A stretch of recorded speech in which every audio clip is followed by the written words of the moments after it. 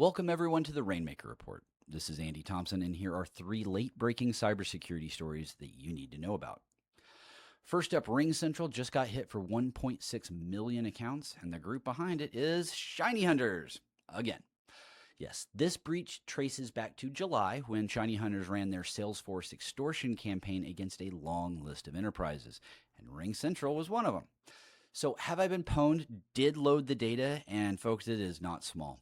We're talking names, email addresses, phone numbers, company details, and internal account metadata for roughly 1,596,000 accounts.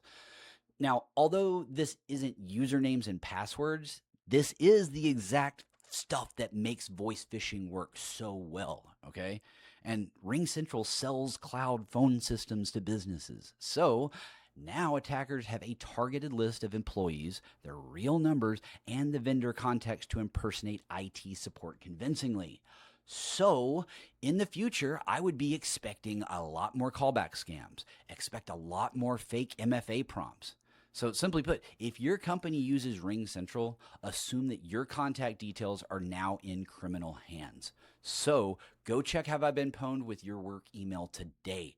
And warn your help desk that phishing calls referencing RingCentral are coming their way.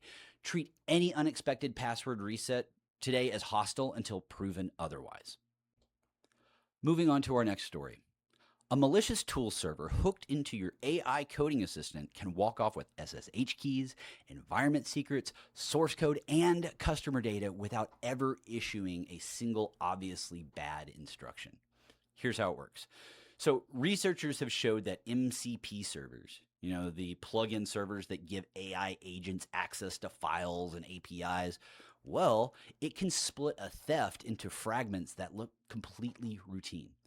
The assistant may refuse a command like exfiltrate my SSH keys, but if you ask it to read a config file, summarize the environment files, and post debugging output to a webhook across 3 separate turns, well, that same data is going to walk out the door, okay?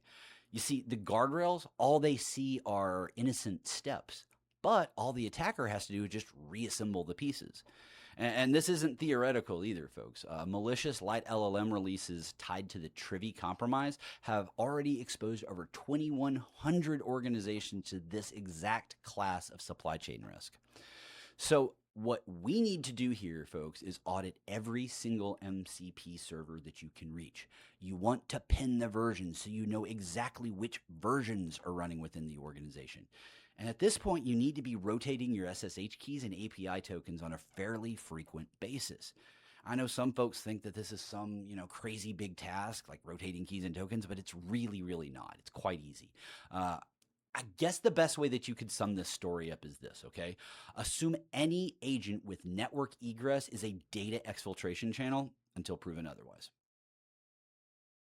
All right, moving on to our last story of the day.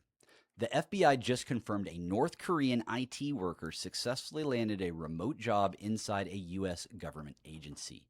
Not a contractor for a vendor, not a subcontractor 2 layers down. I'm talking about inside the agency itself. Yeah, this is the same scheme that we've been hearing about for a couple years now. North Korean operatives use stolen or fabricated American identities, run laptop farms through US-based facilitators, and pass background checks to get hired as remote developers and IT staff. The money flows back to Pyongyang's weapons programs. Now, the FBI says that the playbook has hit private companies, crypto exchanges, and now apparently at least one federal agency. I mean, let me break this down for you, plain and simple, okay? This is literally a hostile foreign government getting authenticated access to government systems, source code, and internal data on the payroll with a badge, okay? If you run hiring for a technical role, video verification isn't optional anymore. We need to check the address. We need to check the bank routing. And if the webcam is always broken, even on day one, well, hey, there's your answer. All right, folks. Well, that about wraps up today's stories. This is Andy Thompson signing off.